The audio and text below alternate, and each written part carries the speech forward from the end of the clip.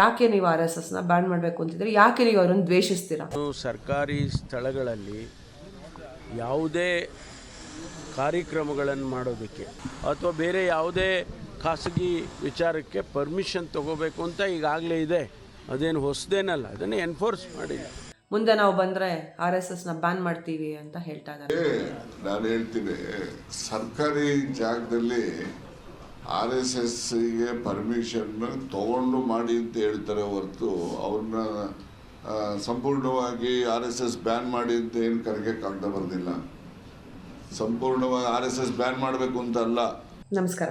ರಾಷ್ಟ್ರೀಯ ಸ್ವಯಂ ಸೇವಕ ಸಂಘ RSS ಇದ್ರ ಬಗ್ಗೆ ಒಂದು 4 ಮಾತುಗಳನ್ನ ನನಗೆ ಗೊತ್ತಿರೋಂಥ ಕೆಲವೊಂದು ಸಣ್ಣ ವಿಚಾರಗಳನ್ನ ನಿಮ್ಮ ಹತ್ರ ಹಂಚ್ಕೋಬೇಕು ಅಂತ ಬಂದಿದ್ದೀನಿ. ಈ RSS ಅನ್ನೋದು 100 ವರ್ಷ ಮೊನ್ನೆ ವಿಜಯದಶಮಿಗೆ ಪೂರೈಸಿದ ಒಂದು ಸಂಘಟನೆ. ಇದರಲ್ಲಿ ಯಾವ ಒಂದು ಟ್ರಸ್ಟ್ ಇಲ್ಲ, ಟ್ರಸ್ಟ್ ಅಂತ ಅಲ್ಲ, ಯಾರೋ ಒಬ್ಬರು ಲಾಭಕ್ಕಾಗಿ ಮಾಡ್ತಾ ಇರೋದಲ್ಲ. ದೇಶಕ್ಕಾಗಿ ಹಗಲು ಇರುಳು ಸ್ವಯಂ ಪ್ರೇರಿತರಾಗಿ ಅವರು ಈ ಒಂದು ಸಂಘಟನೆ ನಡೆಸ್ತಾ ಇದ್ದಾರೆ. ಈ ವಿಚಾರವಾಗಿ ಇದು 100 ವರ್ಷದಿಂದ ನಡೀತಾ ಇರೋದು, ಇದೇನು ಹೊಸದಲ್ಲ. ಇದು ಈಗ ಇತ್ತೀಚೆಗೆ ಒಂದು ಘಟನೆ ಆಯಿತು. ಏನು ಅಂದರೆ, ಚಿತ್ತಾಪುರದಲ್ಲಿ ಅವರ ಒಂದು ಪರೇಡ್ ಮಾಡಬೇಕು ಅಂದ್ಬಿಟ್ಟು ಅವರು ಒಂದು ಪ್ಲ್ಯಾನ್ ಮಾಡಿದರು.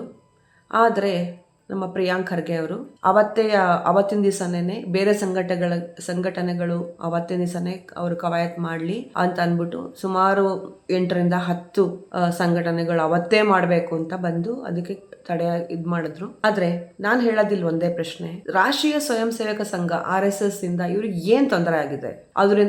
ಅವರಿಂದ ಏನಾದ್ರು ತೊಂದರೆ ಆಗಿದೆಯಾ? ಅಥವಾ ಅವ್ರು ಯಾವ್ದಾರ ಗಲಾಟೆಯಲ್ಲಿ ಭಾಗಿಯಾಗಿದಾರ? ಯಾವ್ದಾರ ಒಂದು ದೇಶದ್ರೋಹ ಕೆಲಸ ಮಾಡಿದಾರ? ಏನೂ ಇಲ್ಲ. ಅವರು ಸ್ವಯಂ ಪ್ರೇರಿತರಾಗಿ ಒಂದು ಶಿಸ್ತುಬದ್ಧವಾದ ಒಂದು ಕವಾಯತನ್ನು ಮಾಡ್ತಾರೆ.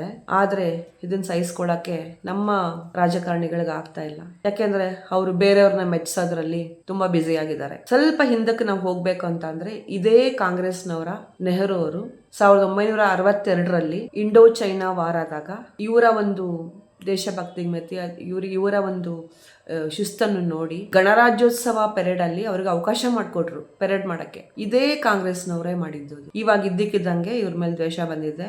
ಇಷ್ಟು ವರ್ಷ ನಡ್ಸ್ಕೊಂಡು ಬಂದಿದ್ದನ್ನ ಇವರು ಯಾವುದನ್ನು ಕನ್ಸಿಡರ್ ಮಾಡ್ತಾ ಇಲ್ಲ. ಆದ್ರೆ ಅವರು ಒಂದು ಪ್ರಶ್ನೆಗೆ ಮಾತ್ರ ಉತ್ತರ ಕೊಡಬೇಕು.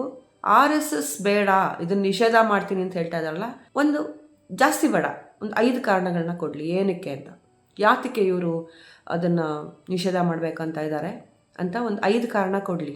ಅಲ್ಲಿ ನಾನು ಚಿಕ್ಕಂದಿನ ನೋಡ್ತಾ ಇದ್ದೀನಿ, ಅವರ ಒಂದು ಶಿಸ್ತು ಮಾತ್ರ ಖಂಡಿತ ನಾನು ಎಲ್ಲೂ ನೋಡಿಲ್ಲ. ಅಷ್ಟು ಶಿಸ್ತುಬದ್ಧವಾದ ಇದು ಯಾವುದೇ ಒಂದು ಗಲಾಟೆ ಇಲ್ಲ. ಅವ್ರು ಯಾವುದೇ ಒಂದು ಲಾಭಕ್ಕಾಗಿ ಮಾಡ್ತಾ ಇಲ್ಲ. ಆದರೆ ಅದೇ ಸಮಯಕ್ಕೆ ಸರಿಯಾಗಿ ಇವರು ಬೇರೆ ಬೇರೆ ಸಂಸ್ಥೆಗಳಿಗೆ ಹೇಳಿ, ಇವರೇ ಹೇಳಿ ಮಾಡಿ ಅರ್ಜಿ ಕೊಡಿ, ನೀವು ಅವತ್ತೇ ಮಾಡಬೇಕು, ಇವ್ರು ಯಾವತ್ತು ಮಾಡ್ತಾರೋ ಅವತ್ತೇ ಮಾಡಬೇಕು. ಆ ಥರ ಏನು ಹಠ? ಇದ್ರ ಹಿಂದೆ ಒಂದು ದುರುದ್ದೇಶ ಇರಲೇಬೇಕಲ್ಲ? ಖಂಡಿತ ಇದೆ. ಕಡೆಗೆ ಇವಾಗ ಅದು ಕೋರ್ಟಿನ ಮೆಟ್ಲತ್ತಿದೆ. ಯಾವುದೇ ಕೋರ್ಟೇ ಆಗ್ಲಿ ಇದು ನಿಜವಾಗ್ಲೂ ನ್ಯಾಯಬದ್ಧವಾಗಿದ್ರೆ ಖಂಡಿತ ನ್ಯಾಯ ಸಿಗುತ್ತೆ. ಇವರಿಂದ ಯಾವ ತೊಂದರೆ ಆಗಿದೆ ಅಂತ ಅವ್ರು ಹೇಳಿ 5 ಕಾರಣಗಳನ್ನ ಕೊಡ್ಲಿ, ಆಮೇಲೆ ಕೋರ್ಟ್ ಏನು ಹೇಳುತ್ತೋ ಆ ಥರ ನಡೆಯುತ್ತೆ. ಈ ಥರ ಒಂದು ಸಂಸ್ಥೆಗೆ ಈ ಥರ ಎಲ್ಲ ಮಾಡೋದು, ಇವ್ರು ಒಂದೇ ಒಂದು ಪತ್ರನ ಮುಖ್ಯಮಂತ್ರಿಗೆ ಬರೆದ್ಬಿಟ್ಟು ಮುಖ್ಯಮಂತ್ರಿ ಬದಿದ ಕೆಲಸ ಎಲ್ಲ ಬಿಟ್ಬಿಟ್ಟು ಕ್ಯಾಬಿನೆಟ್ ಅಲ್ಲಿ ಪಾಸ್ ಮಾಡಿಸಿದ್ರು ಅದನ್ನ ಈ ಥರ ಮಾಡಬೇಕು ಅಂತ. ಮುಂದೆ ನಾವು ಬಂದ್ರೆ RSS ನ ಬ್ಯಾನ್ ಮಾಡ್ತೀವಿ ಅಂತ ಹೇಳ್ತಾ ಇದ್ದಾರೆ. ನನಗೆ ಒಂದೇ ಪ್ರಶ್ನೆ, ಇವ್ರ ಹತ್ರ ಇವರಿಂದ ಏನ್ ತೊಂದರೆ ಆಗಿದೆ? ಇವ್ರೇನಾರ ಭಯೋತ್ಪಾದಕ ಕೆಲಸ ಮಾಡ್ತಾ ಇದಾರ? ಯಾರಿಗಾರ ಹೊಡೆದು ಬಡ್ದು ಮಾಡ್ತಾ ಇದಾರ? ಇನ್ನೂ ಒಂದು ಹೇಳಿದ್ರು ಅವರು. ಏನ್ ಹೇಳಿದ್ರು ಅಂದ್ರೆ, ದಂಡ ಇಟ್ಕೊಂಡು ಪರೇಡ್ ಮಾಡಬಾರ್ದು, ಭಗವಾ ಧ್ವಜ ಇಟ್ಕೊಂಡು ಪರೇಡ್ ಮಾಡಬಾರ್ದು. ದಂಡ ಇರೋದು ಹೊಡೆಯಕ್ಕಲ್ಲ. ಭಗವಾ ಧ್ವಜ ಇಟ್ಕೊಂಡ್ರೆ ಏನ್ ತಪ್ಪು? ಅದು ಹಿಂದೂಗಳ ಒಂದು ಅಸ್ಮಿತೆ. ಅದು ಏನ್ ತಪ್ಪಿದೆ ಅದ್ರ ಇಟ್ಕೊಳ್ಳೋದ್ರಲ್ಲಿ?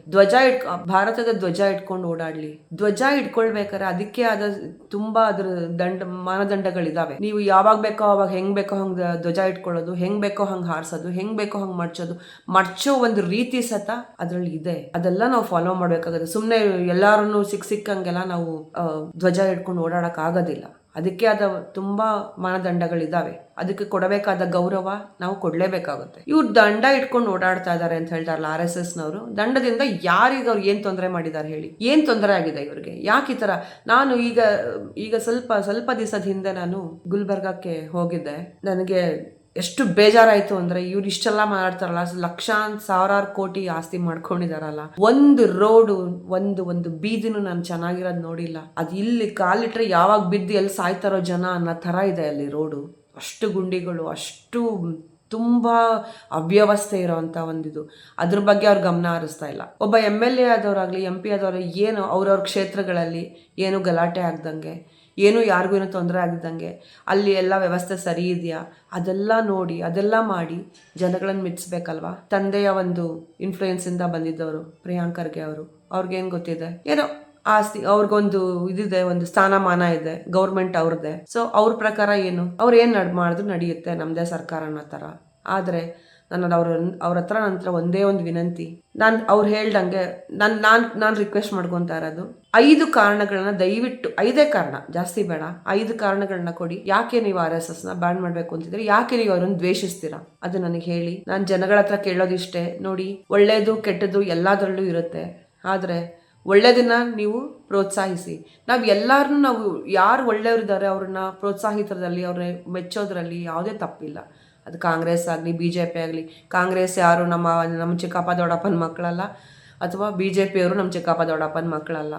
ನಾವು ಒಬ್ಬ ಪ್ರಜೆಯಾಗಿ ನಾವು ಹೇಳೋದು ಇಷ್ಟೇ, ಏನು ಅಂದರೆ ಒಳ್ಳೇದಿದೆಯಾ ಮೆಚ್ಚಿ, ಕೆಟ್ಟದಿದೆಯಾ ಮಾತಾಡಿ, ಯಾರಾದರೂ ಪರ ಇಲ್ಲ. ಇವಾಗ ಅಬ್ದುಲ್ ಕಲಾಂ ಅವ್ರು ಯಾರು, ಅವರು BJP ಅವರ? ಯಾಕೆ ನಾವೆಲ್ಲರೂ ಮೆಚ್ತೀವಿ ಅವರಂಥ ವ್ಯಕ್ತಿತ್ವನ?